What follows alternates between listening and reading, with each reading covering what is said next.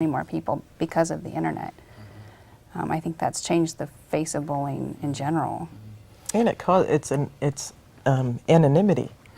You know, like you don't have to be facing somebody. They don't have to have any idea who you are. It's almost safer to bully that way. And from the target's vantage point, it can feel like bullying 24/7 instead of just bullying at school in these particular places. Well, I can avoid those places. Now the bullying can take place at home, on the way home, on the weekend.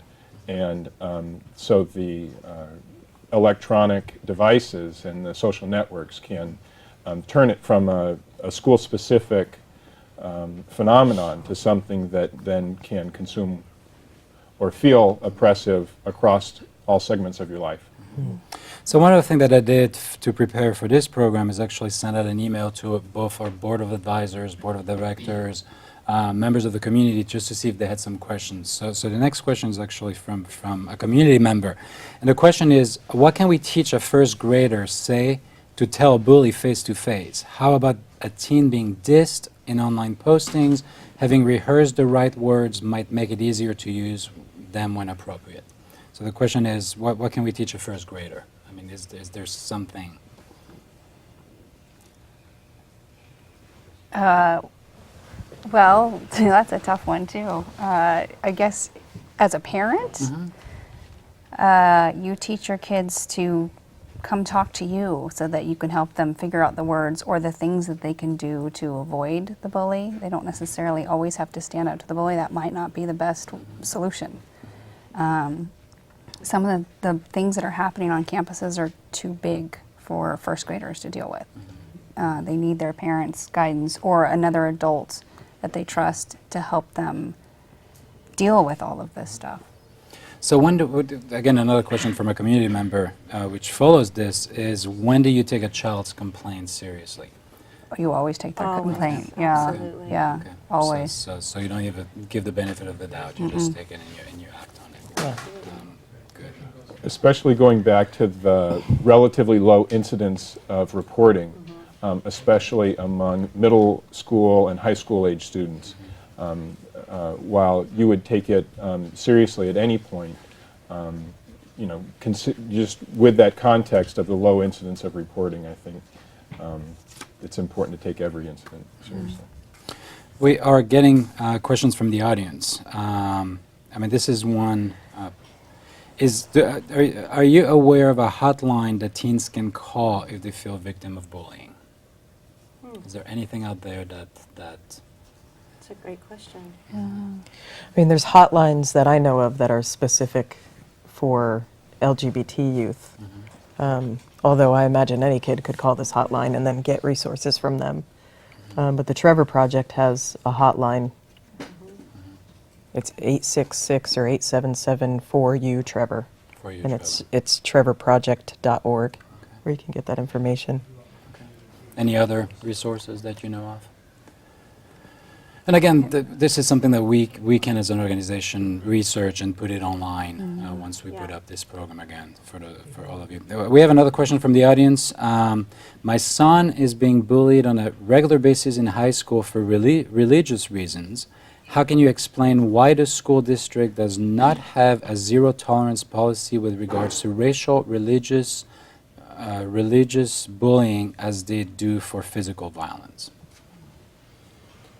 Well, they do, don't they? I think we do have the disciplinary frameworks in place so that we can pursue disciplinary consequences for threats, for harassment, for hate crimes.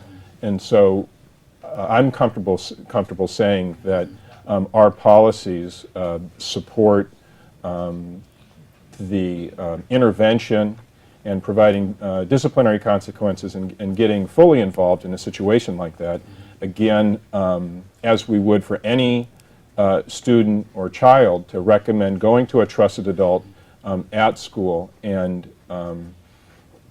you know, knowing the administrators personally at the high schools, I can assure you that they will take it seriously and get involved. Is this like a state or local rules or regulations in terms of what happens or is it each individual schools or sites? Well, there are state policies in place in terms of what you can and cannot be suspended for from school, and so you can be suspended for harassment, you can be suspended for threats, you can be suspended for sexual harassment. So the state gives us those rights or powers, and so it's not school to school or district to district, but a lot of this, especially the again threats and harassment and sexual harassment, any principal at any school in the state has the authority they need to intervene in a substantive way. And I mean, going back to the idea, the question earlier, what types of bullying do we see? I mean, sexual harassment is a type of bullying as well, if I understand it correctly. Yes. Would that apply also to private schools? Good question. We should get a private school principal. Any school that receives any kind of state funding Has to abide by those laws. And in- So you most know- private schools, I don't, some do and some don't, but anybody who gets any money from the state needs to follow the California laws that protect students And of everybody. I would expect that a private school administrator would have as much or more leeway in terms of discipline. So I wouldn't expect that they have any less. Thank you. We have another question from the audience. One of your guests talked about socially acceptable intolerance for differences. How can we empower teens to speak up against such intolerance so that they can protect each other? That's such a great question, just because this age group, who they listen to is their peers much more than the adults. And I think that's if peers make bullying uncool or, not cool, then the peers, hopefully will kind of follow suit. So it's a great, I don't have the answer, but it's a great idea. No, and amazing enough, because I was getting so involved with you guys, I forgot about Bea.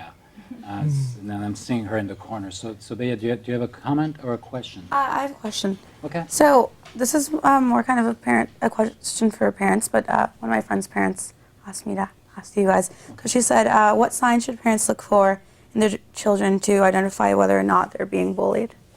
Good question. So what signs to identify?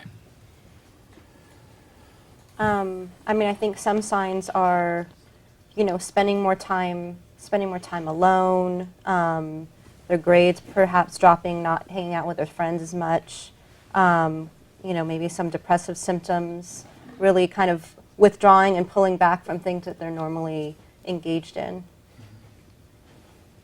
Michael? And they may property may go missing. They may have unexplained scrapes.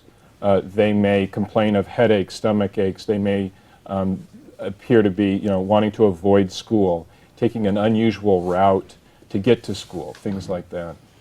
Even an attitude change, or a kid who's been pretty mellow and calm is showing more anger or frustration than they usually do, or just their regular personality that you're used to looking a little bit different could be a sign. It's not a definite, but Thank you. For you who are joining us on TV right now, we are live, so we're discussing the topic of bullying this evening. If you want to participate in the program, our phone lines are now open, and the phone number to call us and give us your comments or questions is 650-856-1491. We welcome your participation. This is an important topic that we're discussing this evening. And again, please feel free to join us via the phone. The other question I have while we wait for phone calls is, again, this comes from a community member. Most teenagers conceal their online activities, making it easy for parents to be unaware of cyberbullying threats. What can be done to combat the rise of cyberbullying in this electronic age? Erin. I think parents need to be vigilant in watching what their kids do on the internet, and it's really hard to do when you've got teenagers who want their space and their privacy, but the internet is a dangerous place, and I think parents need to log on to Facebook accounts and MySpace accounts and watch what their kids are doing, see what's going on. How easy is that to balance?